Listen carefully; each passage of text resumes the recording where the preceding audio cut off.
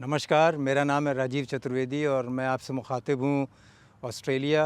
और ऑस्ट्रेलिया में एक स्टेट है क्वींसलैंड और वहाँ पे एक जगह है होप आइलैंड। तो हम लोग होप आइलैंड में रहते हैं, तो यहीं से हम आपसे रूबरू कर रहे हैं। और आईसीसी चैम्पियनशिप ट्रॉफ़ी जो कल भारत ने जीती है, उसी के बारे में बहुत सारे वीडियोज़ आ रहे हैं और लोग देख रहे हैं, मैं भी देख रहा हूँ। और हम सभी के लिए एक बहुत गौरव की बात है कि इंडिया ने तीसरी बार ये ट्रॉफ़ी जीती है।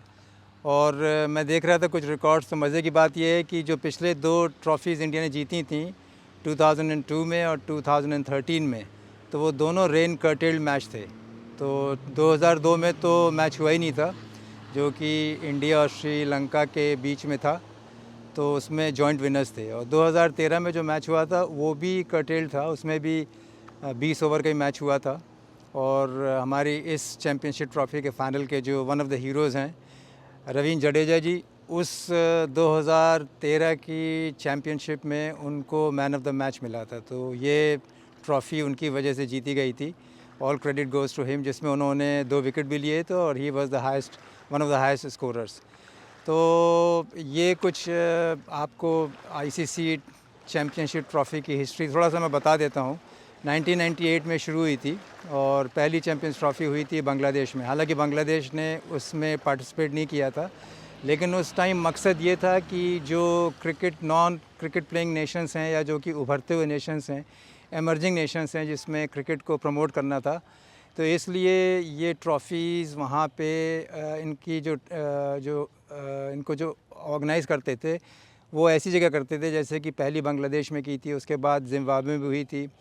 तो इसको पहले दूसरा नाम था इसका नाम था ICC international cricket champions trophy, लेकिन बाद में इसमें थोड़ी बदलाव किए गए हैं।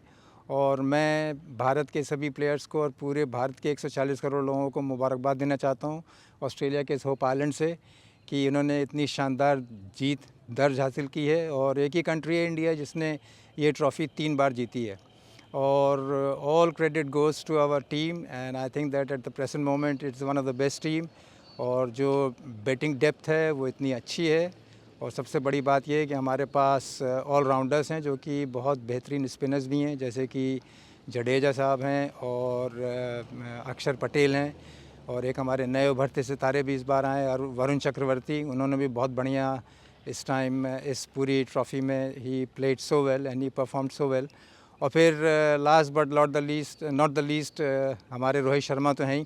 रोहित शर्मा साहब के बारे में एक बात जो मैंने ऑब्ज़र्व की है वो ये है कि he never place for personal goals और पर्सनल स्टैटिस्टिक्स। हमेशा देश के लिए खेलते हैं और हमेशा एक एग्रेसिव खेल खेलते हैं, बिना इस बात की परवाह किए हुए कि क्या कहते हैं मैं आउट हो जाऊंगा। आउट होने की तो खैर एक डर रहता है, लेकिन उनको इस बात का कोई भी एक एम्बिशन नहीं रहती है कि मुझे एक रिकॉर्ड बनाना है, मुझे अपने रिकॉर्ड्स बनाने हैं। इसीलिए वो इतना अच्छा खेलते हैं, नेचुरल गेम है उनका।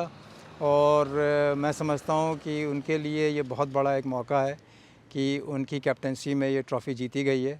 और हमेशा लोगों से पूछते हैं, एक तो उनके बोलने का अंदाज़ बहुत ही सरल है, बहुत सहज है, थोड़ा बम्बई स्टाइल की उसमें बात करते हैं और बहुत ही बेबाक और बहुत अच्छी तरीके से जर्नलिस्ट को और इंटरव्यूअर्स को जवाब देते हैं। और उनकी सभी जानते हैं कि उनकी जो टीम के लोग हैं और जो बाकी टीम के मेंबर्स हैं, it was A combined team effort. तो आईसीसी ट्रॉफ़ी जीतने की इस खुशी में यहाँ तो हम लोग कुछ कर नहीं सकते हैं, यहाँ तो थोड़ी नावें वगैरह हैं, काफ़ी खूबसूरत माहौल है। लेकिन यहाँ पे अभी 2-3 दिन पहले एक साइक्लोन आया था, साइक्लोन एल्फ्रेड, उसकी वजह से थोड़ी बहुत तबाही भी हुई है। लेकिन मैं चाहता हूँ कि वो साइक्लोन जो था वो कल थोड़ा उसका कम हुआ है शबाब पे आने के बाद। तो मेरे ख्याल से शबाब उसका तभी था जब इंडिया जीत की ओर अग्रसर हो रही थी। तो साइक्लोन एल्फ्रेड के होते हुए भी इंडिया ने जो साइक्लोनिक अपना बैटिंग और बॉलिंग का डेमोंस्ट्रेशन किया है, उसके लिए सभी को I want to congratulate everyone from Hope Island, Queensland, Australia. और बस अगली आईपीएल अब शुरू हो रहा है तो उसकी तैयारी है और देखते हैं क्या होता है।